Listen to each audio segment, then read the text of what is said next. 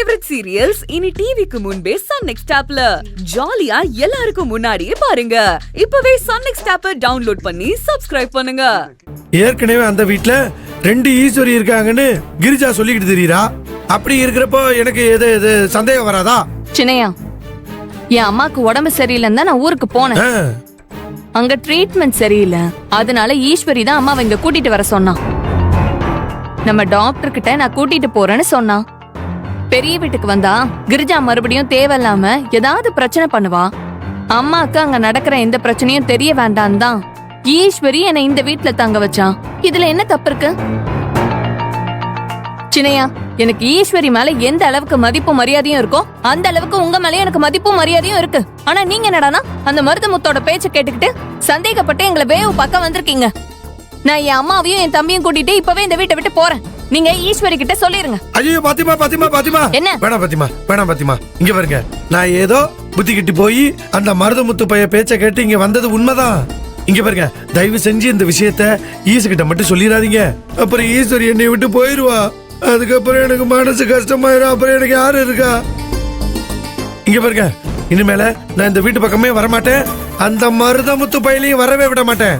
இது உங்க மேல என் மேல சத்தியமா சொல்றேன். நீங்க உங்க அம்மா அதான் பர்தா போட்டு வந்தாங்கல்ல, அவங்கள பத்திரமா பாத்துக்கங்க. அம்மாவை நான் விசாரிச்சதா சொல்லுங்க. என்னங்க நீங்க, அவங்க இங்க வந்திருக்காங்கன்றது எனக்கு தெரியாதுல்ல. தெரிஞ்சிருந்தா இப்படி நான் வெறும் கையாவா வந்திருப்பேன்? ஆரஞ்சு ஆப்பிள் எல்லாம் வாங்கிட்டு அம்மா உடம்ப பத்திரமா பாத்துக்கங்கம்மா அப்படின்னு வந்திருப்பனா இல்லையா? அதான் தப்பா எடுத்துக்காதீங்க. அடுத்த தடவை வரும்போது ஒரு லோடு பழத்தோட வர்றேன், சரியா?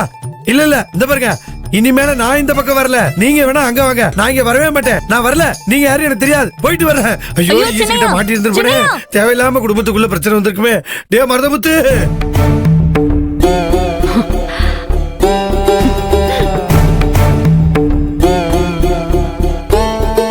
கிரிஜா வீட்டு வாசல்லயே இருக்கிறதா நைட்டு துளசி போன் பண்ணி சொன்னா.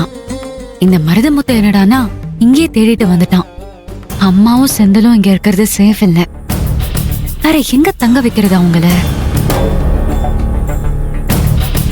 இப்போதைக்கு ரேவதி ரூம்ல தங்க வைக்கலாம், அதான் கரெக்டான இடம்.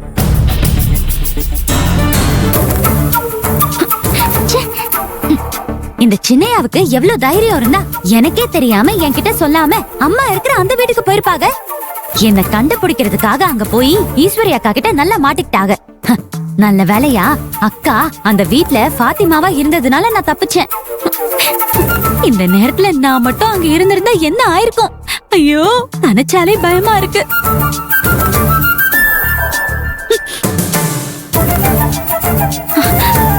அம்மாவையும் தம்பியையும் ரேவதி வீட்ல தங்க வைக்கிறதா ஈஸ்வரி அக்கா சொன்னாங்க. இனிமே அந்த மலைமாட்டு பயலால அவங்கள கண்டுபிடிக்கவே முடியாது. நிம்மதியா இருக்கலாம்.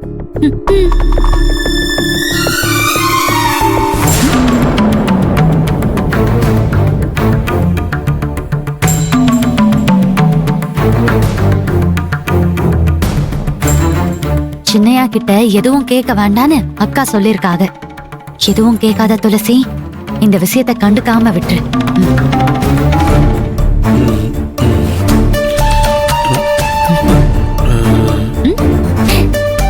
என்ன சின்னையா, எங்க போயிருந்தீங்க?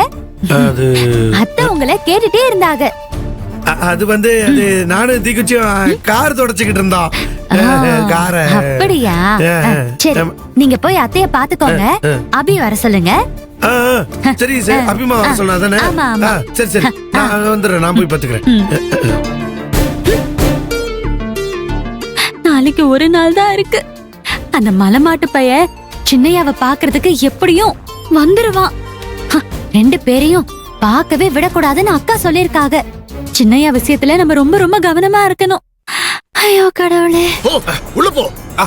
விடுங்க, அவனை விடுங்க, சொன்ன கேளுங்க, விடுங்க. வேட்டால எதுக்கு அடிக்க போறீங்க? சொன்ன கேளுங்க. விடு. என்ன பண்றீங்க? விடு. அவனுக்கு போய் சப்போர்ட் பண்ணிட்டு இருக்க. என்ன நடந்துச்சுன்னு தெரியுமா உனக்கு? இவன் என்ன பண்ணான்னு தெரியுமா உனக்கு? அப்படி என்னதான் பண்ணா? டேய், என்ன பண்ணி தொலைச்ச? சொல்றான். இவன் எப்படி சொல்லுவான்? இவன் என்ன பண்ணான்னு தெரியுமா? இவன் பாட்டுக்கு இவன் இஷ்டத்துக்கு இவன் அக்கவுண்ட்ல இருந்து சொலையா 25 லட்சம் ரூபாய் எடுத்து அந்த வருஷாவோட அக்கவுண்ட்டுக்கு மாத்தி விட்டுருக்கான். கதிரு, என்னடா இது? உங்க அப்பா சொல்றதெல்லாம் உண்மையா? இங்க பாருமா, என்ன நடந்துச்சுன்னா, நேத்து வருஷா பெங்களூர்ல இருந்து வந்தா. என் கூட ஆபீஸ்ல தான் தங்கினா. அப்ப நான் குடிச்சிருந்தேன், எனக்கு ஒன்றும் தெரியல. அப்போ எனக்கே தெரியாம என் செல் எடுத்து ஓபன் பண்ணி என் அக்கவுண்ட்ல இருந்து அவ அக்கவுண்ட்டுக்கு பணத்தை மாத்திட்டாமா. காலையில நான் முழிச்சு பாக்குறப்ப வருஷா அங்க இல்ல. மார்னிங் ஃபிளைட்லயே அந்த ஃப்ராட் பெங்களூர் போயிட்டா. போன் பண்ணி பணத்தை கேட்டு அந்த ஃப்ராடு கிட்ட சண்டை போட்டேன். அதுக்கு அவ, டேய் நீ அந்த அபியை விட்டு வரமாட்ற, அவளும் உன்னை விட்டு போக மாட்றா. நான் உன் கூட பழகினது பணத்துக்காக மட்டும்தான். அந்த பணம் இப்ப எனக்கு கிடைச்சிருச்சு. அந்த பணத்தை இப்ப நீ திருப்பி கேட்டேன்னு வை, நீ என் கூட வாழ்ந்ததுக்கு ஆதாரமா போட்டோஸ் வீடியோஸ் ஏகப்பட்ட ஆதாரமும் சாட்சின்னு இருக்குன்னு சொல்லி அவ என்ன பிளாக்மெயில் பண்றாமா. அது மட்டும் இல்ல, நீ என்ன கல்யாணம் பண்ணிக்கிறேன்னு சொல்லி நீ எனக்கு எடுத்து நீ என் வாழ்க்கையை நாசம் பண்ணிட்டடா அப்படின்னு இங்க பெங்களூர்ல லோக்கல் போலீஸ்ல கம்ப்ளைண்ட் கொடுத்தேன்னு வச்சுக்க, அவ்வளவுதான் உன் வாழ்க்கையே காலி ஆயிடும் சொல்லி என்ன மிரட்டிட்டு போனை கட் பண்ணிட்டாமா அந்த ஃப்ராடு.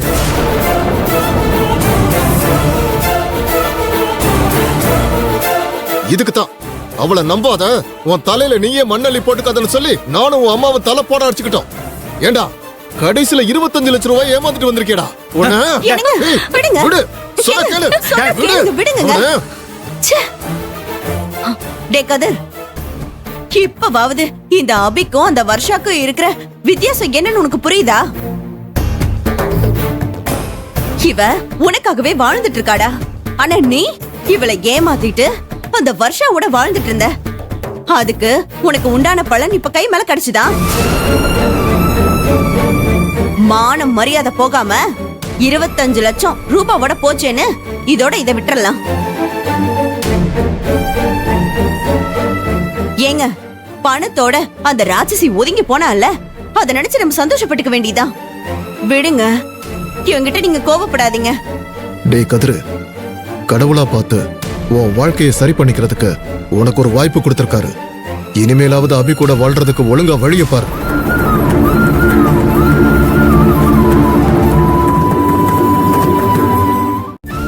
அபி, என்ன மன்னிச்சிடு. அந்த வருஷாவை நம்பி நான் ஏமாந்துட்டேன். அவ கேவலம் பணத்துக்காக தான் என் கூட பழகி என்னை ஏமாத்திட்டா. எனக்கு தெரியும் நான் உனக்கு நிறைய துரோகம் பண்ணிருக்கேன். ப்ளீஸ்மா, நான் பண்ண தப்புக்கெல்லாம் என்ன மன்னிச்சிடு ப்ளீஸ். சாரி. இனிமே என் மனசால கூட உனக்கு துரோகம் நினைக்க மாட்டேன்.